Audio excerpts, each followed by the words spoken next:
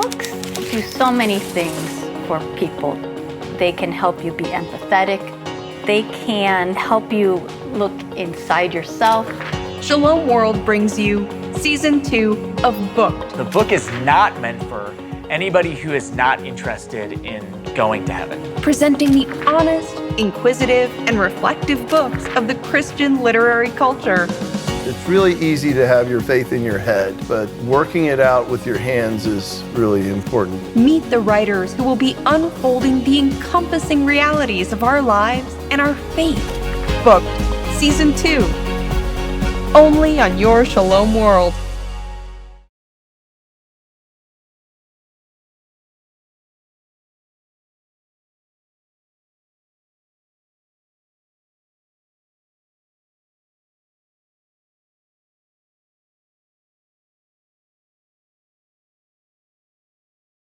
Hello and welcome to a time of excitement and inspiration. I'm Manoj Sunny, and together with Shalom World, we'll take you through the journeys of a group of ordinary people in the Jesus Youth Movement who dared to follow an extraordinary call as a part of the full-time volunteer project. A project that has been instilling the missionary lifestyle in young people for the last 28 years. A project that has put 28 batches of young people, around 2,000 so far, through a 30-day intensive training and placing them in mission centers around the world for a whole year. And that's exactly why they are called God's crazy people.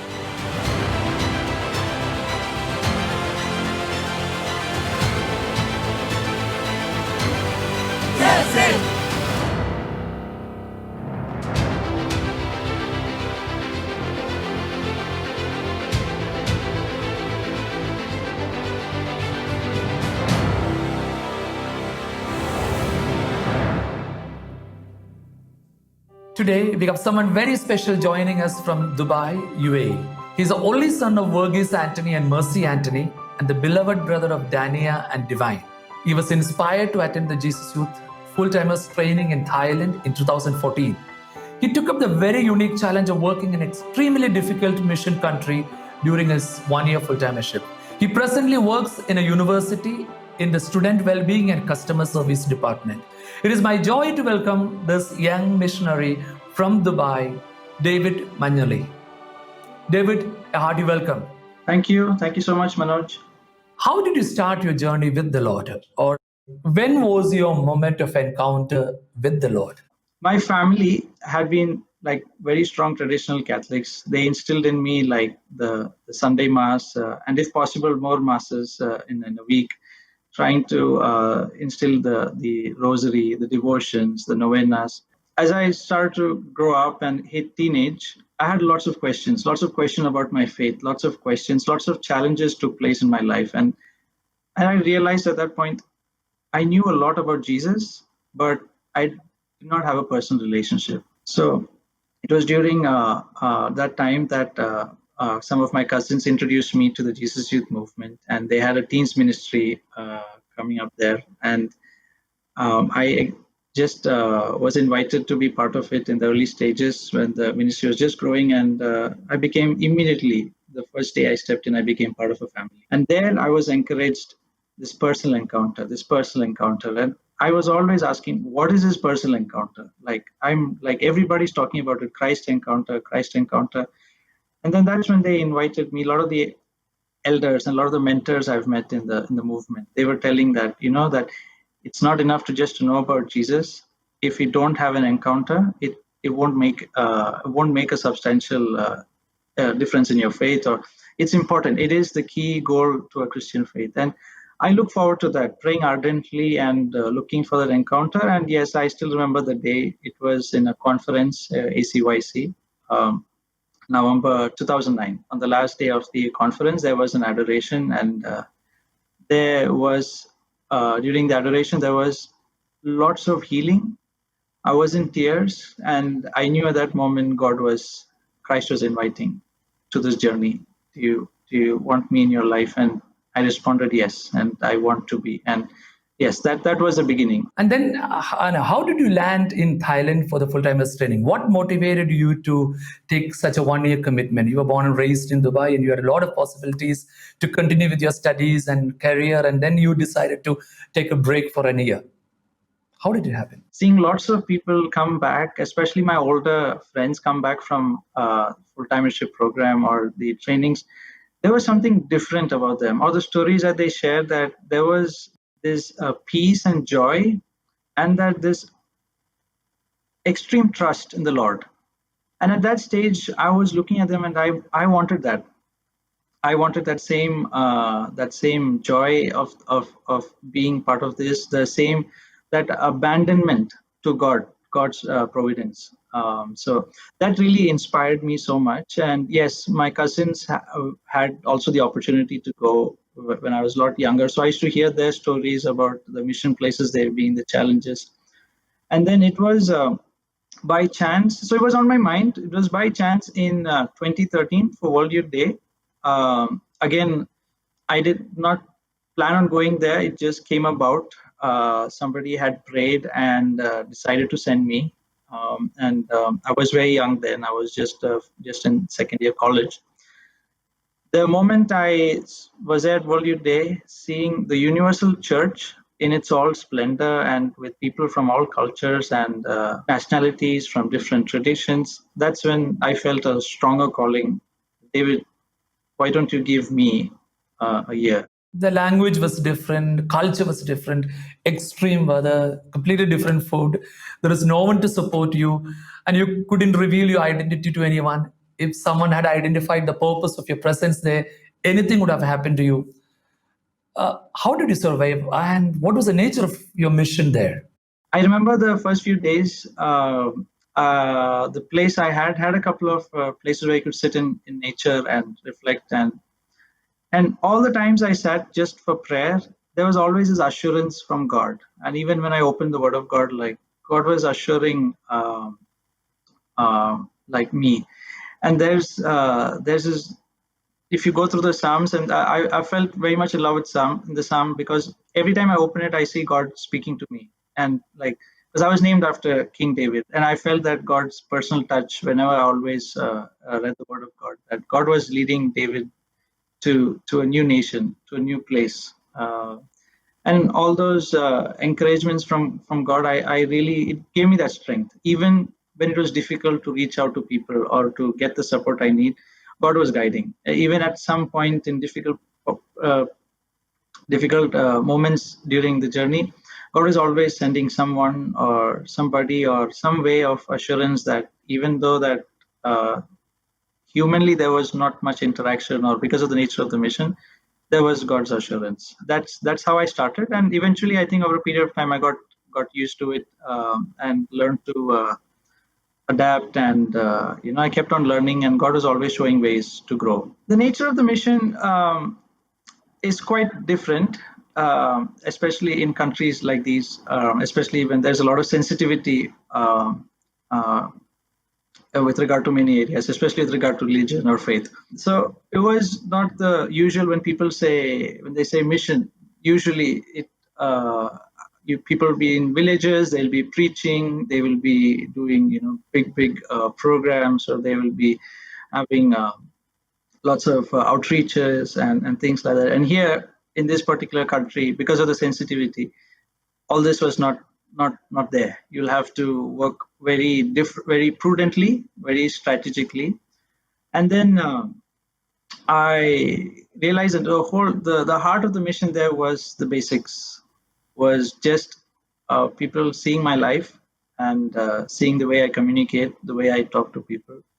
So it was, I would say, it's not the extroverted kind in a sense. It's very introvert in the sense it's very smaller scale. You work with individual people rather than a larger group. So the nature of the mission was very much individual based, in terms of something we have in Jesus Youth, companionship. Like like you befriend and you accompany. And at the same time, they also accompany you, so you learn about, you grow in your faith. So that's how the mission was. in smaller scale, in smaller programs in the churches only. And other than that, outside, interact, we talk, we invite people to groups within the church, but nothing on the outside platform. And it's not very large scale, very smaller scale. But then even then, for me, it was an eye opening that God doesn't work in one way. God opens up ways, even if there are challenges. David, we have a surprise for you. Joining us now, Rodney Nicholas Pereira, one of the key leaders of the movement. He was working as an agriculture officer in Kerala for over 8 years and was part of the National Council of India. He has been living as a full-time missionary for the last 5 years with his wife Lima and kid Joshua. Rodney. When I arrived here with my family for the first time, David was already doing his full-time commitment for a few months in this country. David had a few good qualities which I admire. One was his commitment to his spiritual growth. He used to travel almost every day and go for daily mass to the church, which was a little bit far away. He would try to go for weekly confession to a seminary, which was a little bit far away. And sometimes he used to take the bike and travel for 45 minutes on one side to go and make the confession in English. He was very organized and he could manage everything by himself. He was very good at cooking, and I admired the way he handled his money. He was very accountable. He used to save his money so that he could travel to some new place during the holidays with the idea of finding some new opening for the ministry. I've not seen any other full-time volunteer travel by his own initiative so extensively during his 1 year of commitment in any place. He was very interested to learn new things. He was always learning and trying to learn something new. He was very informed about what was happening in different parts of the world. He was very good at picking up languages. Within the 1 year of time he spent here, he achieved a very good degree of fluency in the local language, and even the local people used to appreciate him for that. I think that this 1 year of full-time commitment helped him to grow in virtue, become more spiritually mature, to become better balanced between his study and his ministry, and grow deeper in his love for the church and for mission.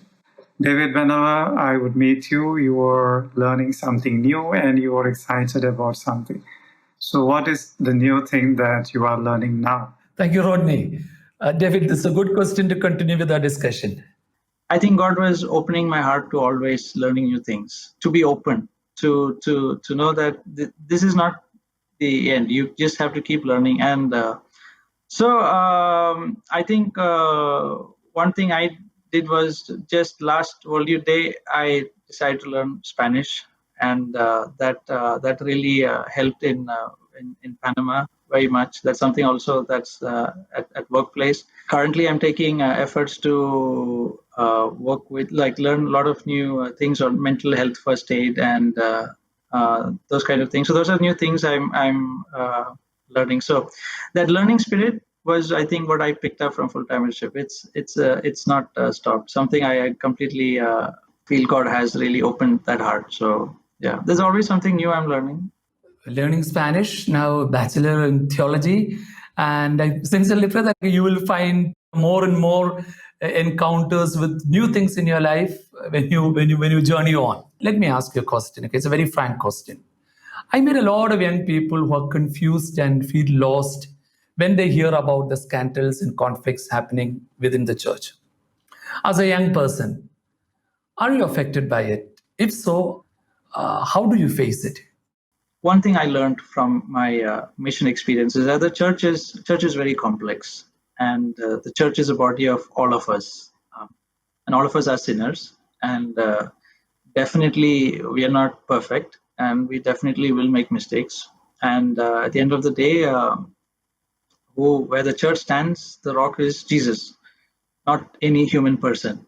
And it took some time to get to that realization. And definitely, the scandals or all the things that's affecting the church today are a wake up call to what as a church.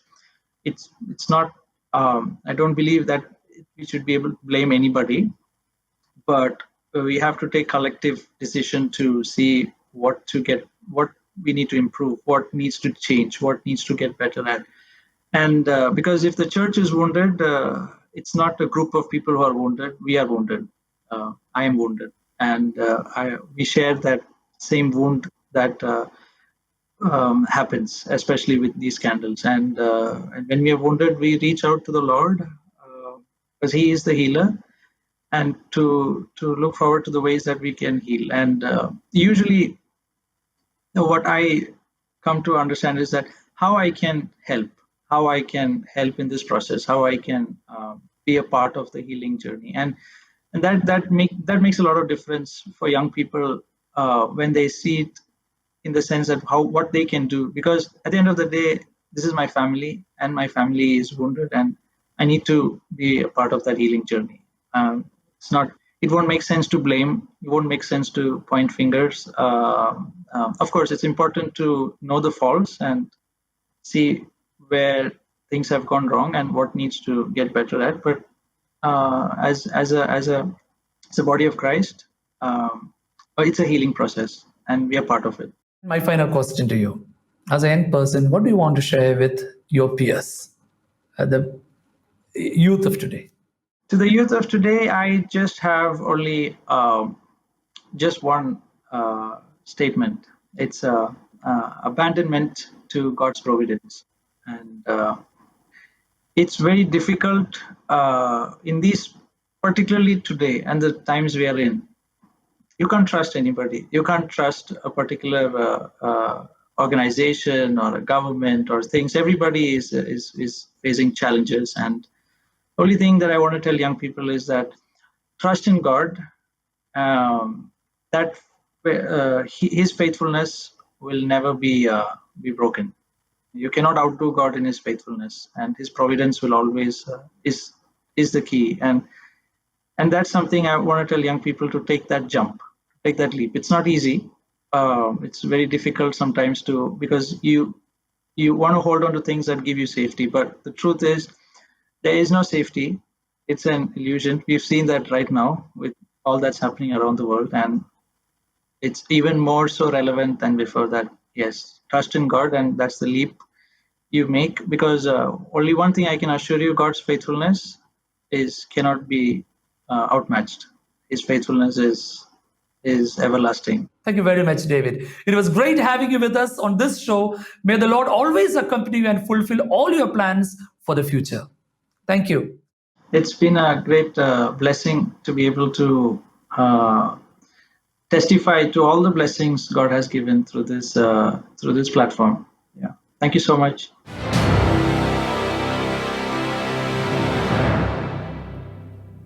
We are talking about a special call, and we are all set to meet a special person who can shed more light on this journey.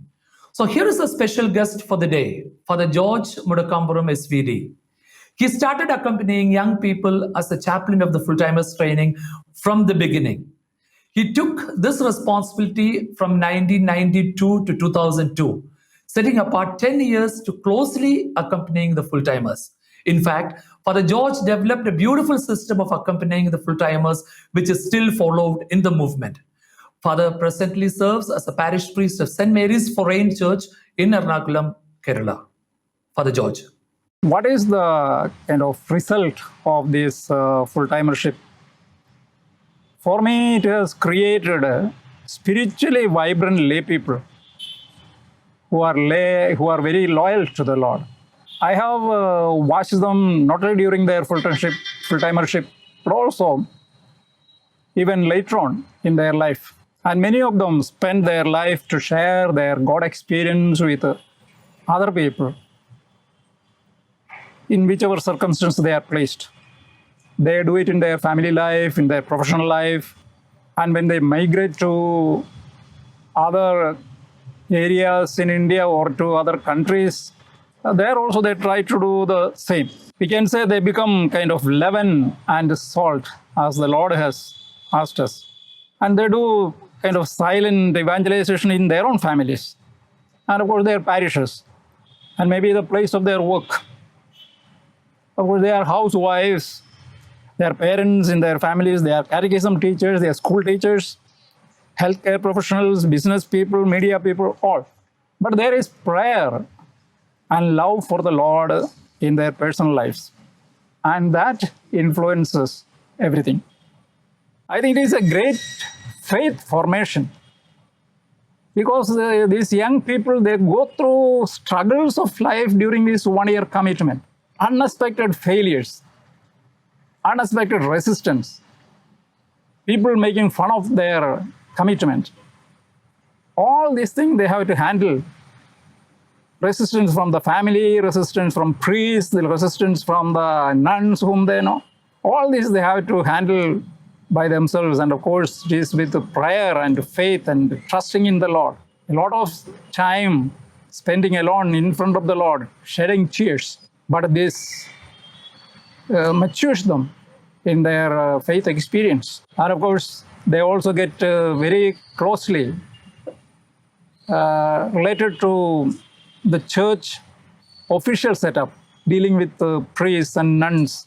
And of course, that somehow or other helps them to love the church as a whole and to be at home in the church's official circles. I think these are some of my reflections about the experience of these full-timers.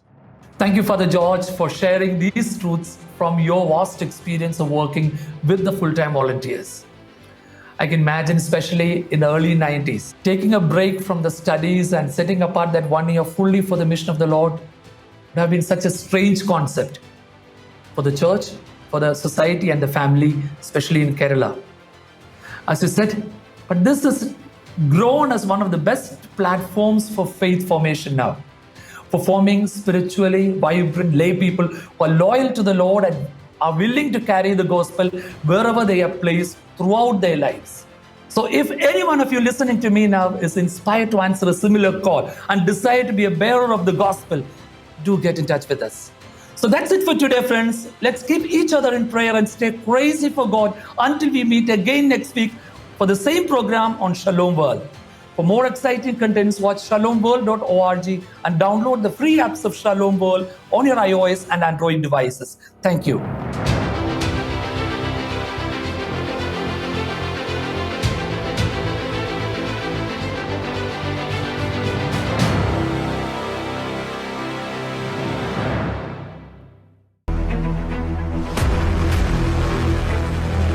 For over 25 years, young men and women have set out across borders to share God's love. Side, whatever you plan, whatever you do, give your best to God. But who are ready to give Him everything?